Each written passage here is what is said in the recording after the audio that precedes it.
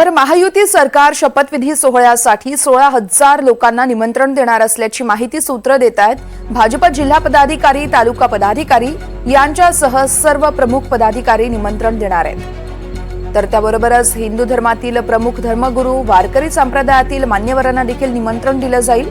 भाजप शासित राज्यातील सगळे मुख्यमंत्री आणि उपमुख्यमंत्री तसेच परदेशी राजदूत, मुंबईतील मोठे उद्योजक देखील निमंत्रित केले जाणार आहेत।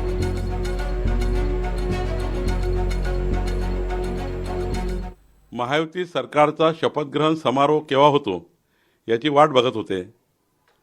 तो आनंदाचा दिवस आला आहे। माननीय पंतप्रधान नरेंद्र मोदीजी यांच्या उपस्थितीमध्ये मुंबईच्या आझाद मैदानावर 5 डिसेंबर 2024ला 5 वाजता हा शपथग्रहण सोहळा संपन्न होणार आहे।